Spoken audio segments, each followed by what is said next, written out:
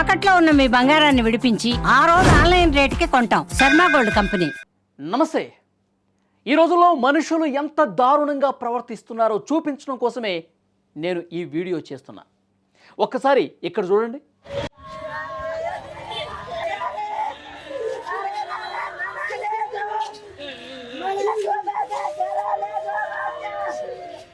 Pink colour sweater వేసుకుని ఉన్న ఆమె ఎంత రోధిస్తుందో, కన్నీళ్లు పెట్టుకుంటోంది, గుండెలు బాదుకుంటుంది. క్లియర్గా చూశారు మీరు. ఆమె అంతలా ఎందుకు ఏడుస్తుందో తెలుసా? ఆమె భర్త చనిపోయాడండి. అనారోగ్యంతో కాదు, అత్యంత దారుణంగా చంపేశారు. చంపింది ఎవరో తెలుసా? ఇలా వెక్కి వెక్కి ఏడుస్తున్నటువంటి ఈ మహానుభావురాలే. షాక్ అయ్యారు కదా? ఆమె నటిస్తుంది, ఎంత చక్కగా నటిస్తుందో. అసలు 1% ఆమెకి ఆమె చంపిందని చెప్పి ఎవరికైనా అనుమానం కలుగుతుందా? మహానటిని మించిపోయినటువంటి యాక్టింగ్ చేస్తోంది. కనిపిస్తుందిగా మీకు? దొంగ ఏడుపులు ఏడుస్తోంది. లిటరల్గా చెప్పాలంటే దొంగ ఏడుపులు. ఆమె నా భర్త చచ్చిపోయాడు, నా భర్తను చంపేశారని చెప్పి గుండెలు బాదుకుంటూ రోధించే వెనకాల ఎంత స్క్రీన్ ప్లే జరిగింది, ఎంత డ్రామా జరిగిందన్నది తెలిస్తే నిజంగా మీరు షాక్ అవుతారు. బాహుబలి లాంటి ట్విస్ట్, ఆ సినిమాలో కూడా ఇంత పెద్ద ట్విస్ట్ ఉండదు. అంత బాగా యాక్ట్ చేస్తుంది ఆమె. ఎందుకు చంపింది ఇక్కడ చూడండి. ఇంతలా యాక్టింగ్ చేసి కళ్ళు వాచిపోయేలా ఏడ్చినా సరే ఎలా దొరికిపోయింది ఆమె? మహబాద్ జిల్లాలో జరిగిన ఈ కిరాతక ఉదంతంలో మొత్తం స్టోరీ మీకు తెలియాలి. కేసముద్ర మండలం బోడమంచ తండాకు చెందిన భూక్య వీరన్న చనిపోయాడండి. అతడి మరణం అనుమానాస్పదం. రోడ్డు ప్రమాదంలో చనిపోయినట్టు క్రియేట్ చేసి చివరికి అంటే ఇన్వెస్టిగేషన్లో చంపేశారని తెలిసింది. అక్కడ పడుంటమేమో రోడ్ యాక్సిడెంట్లా కనిపిస్తుంది, కానీ ఇన్వెస్టిగేషన్లో ఏం తెలింది? చంపేశారు. కేవలం 24 గంటల్లోనే ఈ కేసును ఛేదించారు. ఛేదించిన తర్వాత పోలీసులకి తెలిసింది ఏంటంటే షాకింగ్ నిజాలు. కొన్ని షాకింగ్ నిజాలు బయటకు వచ్చాయి. వీరన్న విజయ దంపతులు. ఇప్పుడు ఏడుస్తుంది కదా, ఆమె పేరు విజయ, చనిపోయినతను వీరన్న. ఇద్దరు దంపతులు. కుటుంబం ఆర్థిక ఇబ్బందులో ఉంది. విజయకు బాలాజీ అనే వ్యక్తితో అక్రమ సంబంధం ఏర్పడింది. విజయ కుటుంబానికి బాలాజీ ఆర్ఎంపీ డాక్టర్ భరత్ సాయంతో కుటుంబానికి ముతూట్ ఫైనాన్స్లో గృహ రుణం ఇప్పించాడండి. వీరన్న చనిపోతే ఇన్సూరెన్స్ ద్వారా రుణం మాఫీ అవుతుందని విజయ బాలాజీలు భావించారు. ఆలోచన ఇలా వచ్చిందో లేదో, ఈ విషయం తెలిసిందో లేదో, వీరన్న హత్యకు ప్లాన్ గీసేసింది ఈ మహాతల్లి. తెలుసా? ఇన్సూరెన్స్ డబ్బులు వచ్చేస్తాయి, నువ్వు గృహ రుణం మీద ఇన్సూరెన్స్ కూడా పెట్టావు కదా, అతను చనిపోతే డబ్బులు వస్తాయి, ఈ రుణం మాఫీ అయిపోతుంది. ఈ విషయాలు తెలిసిందో లేదో చంపేద్దాం, వేసేద్దాం, చచ్చిపోతే మనకి హ్యాపీ కదా, మొత్తం క్లియర్ అయిపోతుంది కదా, డబ్బులు వస్తాయి కదా. ఈ ఆలోచన చేసి ఎంత క్రిమినల్ బ్రెయిన్ చూడండి. అసలు ఏ విధంగా ఆలోచించిందో చూడండి. సోమవారం రోజు రాత్రి ఒక పక్కా ప్లాన్ గీశారు. వీరన్నను పామాయిల్ తోటకి తీసుకెళ్లారండి. మద్యం తాగుదాంరా అని చెప్పి నమ్మించి ప్రియుడు బాలాజీ, ఈ ఆర్ఎంపీ డాక్టర్ భరత్ వీళ్ళిద్దరూ కలిసి తమతో తెచ్చుకున్నటువంటి ఇనుప రాడ్డు తీసుకుని వీరన్న తల మీద బలంగా కొట్టి కొట్టి ఆ పామాయిల్ తోటలోనే చంపేశారు. చంపిన తర్వాత దీన్ని ఏ విధంగా ఒక డ్రామా ప్లే చేయాలో ఆలోచించారు. ఆమెకు ఫోన్ చేశారు విజయకి.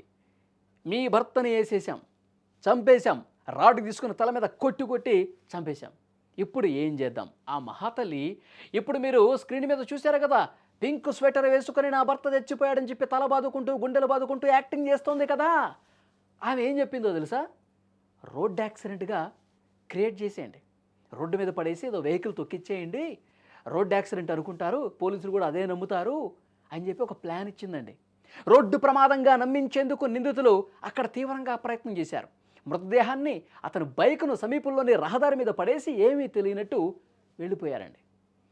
తర్వాత విజయ ఏడుపు మామూలుగా లేదు. మీరు స్క్రీన్ మీద కూడా చూస్తూ ఉన్నారు. నా భర్త వదిలి వెళ్ళిపోయాడు, నన్ను వదిలేసి వెళ్ళిపోయాడు, నాకు ఇక దిక్కెవరు అంటూ ఆమె ఆసుపత్రి దగ్గర అసలు ఎట్లా ఏడుస్తుంది. అసలు ఎవరన్నా అనుమానిస్తారా? ఆమెను ఒకళ్ళు పట్టుకోవటం, ఆమె ఏడుస్తుంటే నిజంగానేనేమో ఇక ఏమైపోద్దో ఈ తల్లి అని చెప్పి చుట్టుపక్కల ఉన్నవాళ్ళు పట్టుకున్నారు గట్టిగా. అందరూ అయ్యో పాపం అనుకున్నారు. కాసేపటికే కథ మొత్తం రివర్స్ అయిపోయింది. పోలీసుల దర్యాప్తులో భార్య విజయ ప్రవర్తనపై అనుమానం వచ్చింది. పోలీసులు తమదైన స్టైల్లో విచారించారు.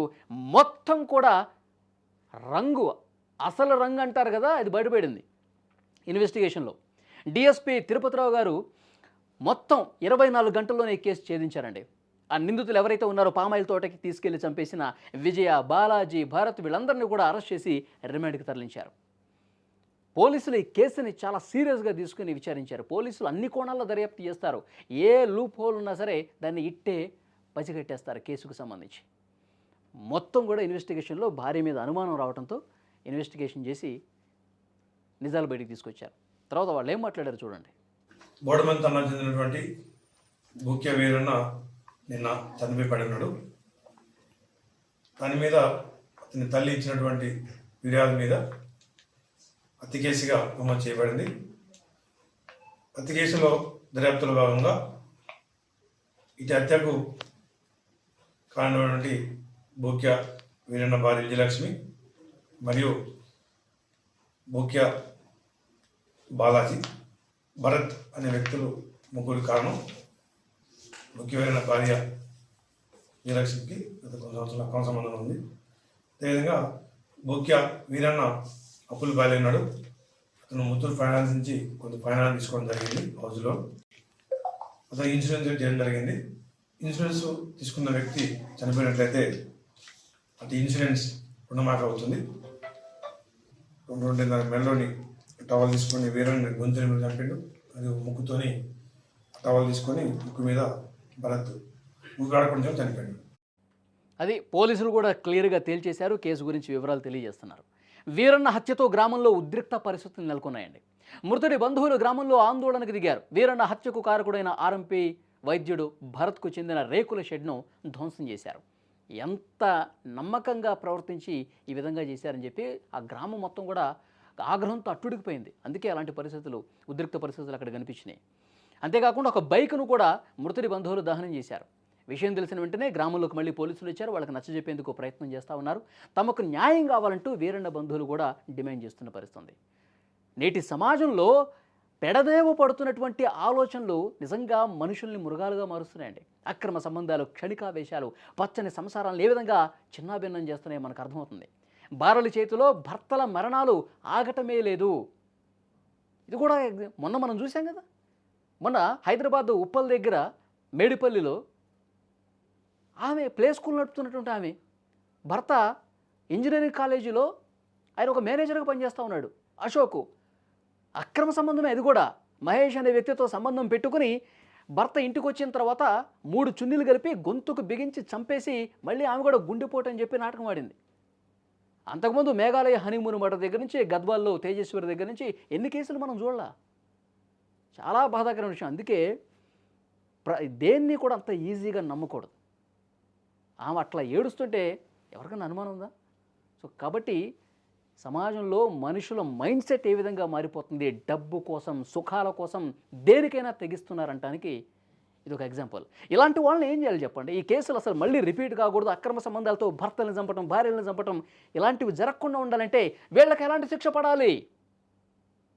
తప్పకుండా కామెంట్ బాక్స్లో తెలియజేయండి.